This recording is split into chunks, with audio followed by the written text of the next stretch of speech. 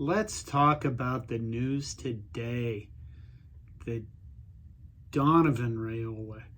There's too many Raiolas. It's hard to keep them straight. Donovan Raiola is returning as Nebraska's offensive line coach. What the hell is this? I mean, honestly, we looked at this. We just went through the biggest shit show every year of Nebraska football in my lifetime. And I'm crusty and old. And you kind of look at it and you go, okay, we wanted Mickey Joseph to stay, and, well, that's all blown up, because he was an idiot. And you kind of looked at it and went, okay, Bill Bush, he turned the defense around when right in the middle of the season, played well, they didn't turn into a complete horrifying mess. Hey, Bill Bush, if you went through the entire list of the existing staff, Raiola would have been the last one on the list. I got to believe that for most people. I'm John Johnston, Corn Nation. Please subscribe, like this channel. Go to cobbycorn.com and buy a t-shirt or a hoodie to support us. And hopefully we'll put more money toward making better videos, or I actually might edit in the future. But I look at Donovan Raiola. First of all, when he was hired, you kind of looked at him and went, wow, he doesn't have a huge resume.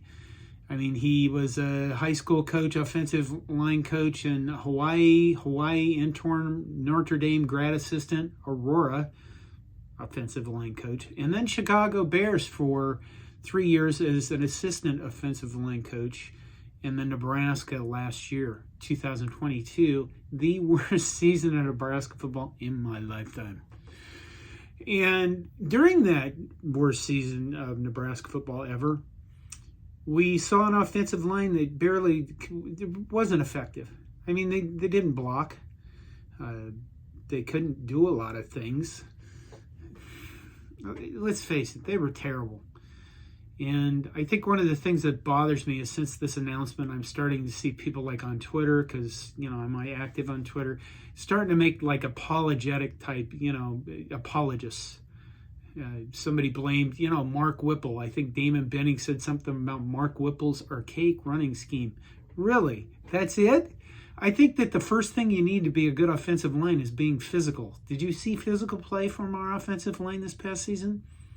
There were flashes of it at time where they kind of looked and went, wow, who are these guys? They were run blocking, and they did that decently sometimes. Pass blocking was abysmal almost all of the time. All that the opposing defense had to do was run a twist or a stunt of some kind, and it's like the offensive line's minds exploded because they weren't taught how to deal with fronts, and they weren't taught how to recognize defenses. And that should bother you. It bothers me. But going back to the physicality thing, archaic running scheme or not, that's where you got to begin. And those are the things that bother me about the Raiola, keeping him. Is this going to improve in the future? Is our team... Listen, out of fairness to Donovan Raiola, the entire last year was a shit show because of that guy we fired first. And I hate to even say his name, and he's Scott Frost. And that whole thing was a disaster with all of the stuff and the rumors that came out about him barely being present as a coach and barely doing his job as a coach. That leads to dysfunction everywhere. It leads to an organization that doesn't work from the top to the bottom. So, is it fair to hold that against his single year as being an offensive line coach as Nebraska? It's probably not. But at the same time, we didn't see a whole lot of stuff going on with the offensive line. Could you say they got better at the end of the year? Well, we beat Iowa, and the offense did fairly well. We saw games where we could have closed out and maybe won one or two more games if our offensive line could have run block and just picked up any first downs. Maybe you should ask Anthony Grant if there was any blocking, because, I realize we got frustrated with him dodging stuff, but looking for a hole, hopping around looking for a hole. You had to hop around a lot sometimes. And that was our offensive line. Didn't really get better throughout the year. You could kind of convince yourself that, yes, it got better, but really, that's just it. Is we're kind of looking at this and going, okay, this guy's coming back. What about that? All right. So the other thing that bothers me is this, recruiting. I mean, obviously, Matt Rhule comes in his first press conference and he says great things about having an offensive and defensive line. You have to win in the trenches, and we're all like, yeah, God, woo. And then we retain Raiola. Recruiting, what is Donovan Raiola recruited? I don't know. I haven't seen much recruiting out of him, and maybe that's not going to be something that is his responsibility, which sounds weird, doesn't it? People have pointed out there are other coaches who have offensive line coach experience, which is basically like saying, okay, we're all on a team together, but I'm going to partially have to do your job for you or show you how to do it. Is that what's going on? Maybe he's cheap, and we're going to spend way too much money on a defensive coordinator that we don't know who it is yet. Maybe this is a ploy to get his nephew, Dylan, one of the top recruits in the next class, 5-star quarterback, to come to Nebraska. Even that sounds terrible, honestly. I mean, honestly, put yourself in this situation. I'll give you this situation. You're in a workforce. You're working for a company. And let's say, like, I don't know, one of your coworkers says, yeah, my nephew's going to come to work for the company. Now, even if they're stand-up guys and the nephew's a stand-up guy, you still are going to look at that and go, wow, like there's not going to be some favoritism here somewhere. And, of course, all of this is speculation. But you get how that could lead to kind of tensions and kind of, a little bit of, what's the word I'm looking for? Uneasiness in a team environment where it's not just the players, but it's the coaches who have to all work together. And if you feel like you're carrying another guy's load, how are they going to do? So, what do we do about this? Well, we really don't do anything because we don't have a choice.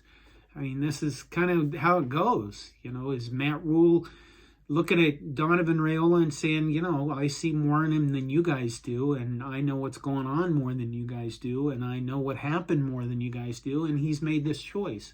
And I guess you kind of have to look at that and go, okay, we're going to hold it against you because that's what we do. So Donovan Raiola, I understand, has a 2-year contract. I mean, keep in mind, you can always fire a guy in the first year of his contract and buy out the rest. So, I think, we'll be watching this because the next year, if we have the same offensive line,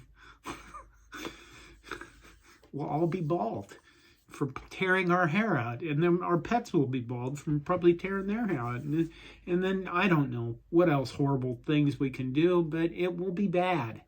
And we will be upset and frustrated with a new coach who has to pay for the sins of the previous coach and not be given much time because that's where we are. We look at previous relationships and pay them forward. Let's give him a chance, I guess, mostly because we don't have a choice. Do I sound excited about this? No. Matt Rhule, I think, was a good hire. I'm not entirely excited about all of his assistants. I haven't gone through all of them yet to the level we need to. But this one, real head scratcher. And it'd be nice if, I don't know, I'm sure we're going to hear interviews and explanations. And that's my other problem is this, is we are going, it's just going to be a steady diet of Kool-Aid from here on out. And I understand, there's a certain amount of requirement that we drink the Kool-Aid and we like the Kool-Aid and we go, oh, we're going to be good. And then at the same time, you kind of look at him and go, okay, let's blame Mark Whipple's archaic offense because he's not here anymore. Nobody liked him. Because that's what we do is we shit on the people that are gone, except for Golden Boy, who never got shit on a single instance by any Nebraska media member and really hasn't, probably never will, which sounds terrible. It sounds really unfair to everybody else involved in that shit show. But going forward, give him a chance. Yeah, kind of have to. We don't have a choice. Look for all the apologists and start believing them. It's like a redemption tour. I don't know. I'd like to hear what you guys think about that. Especially where we're going to go, oh, well, it's Mark Whipple. Oh, well, look at these grades. Oh, well, Iowa, we won. Oh, well, Iowa didn't put pressure on the quarterback as much, and this happened, that happened. We'll be looking for everything to make this sound good because that's how confirmation bias and that's how drinking the Kool-Aid works. Again, I'd like to hear your thoughts on the Donovan Raiola retention. And, for his sake, for his sake, honestly, I hope this works out. Because if you looked at me as a coach, as a professional person, and you said, oh, by the way, you get one chance in Nebraska, and it's going to be under Scott Frost, and that's going to be a horrifying shit show, I would be pretty upset with how everything turned out. And I'd like a second chance. So I guess let's give him one, see what happens. Hope you're all doing well. It's the holiday season and upon us. Go to cobbycorn.com, buy a shirt, buy a hoodie. Do it before December 11th so you can get it in time for Christmas. Take care of yourself, and thank you for your support on this channel. Go Big Red.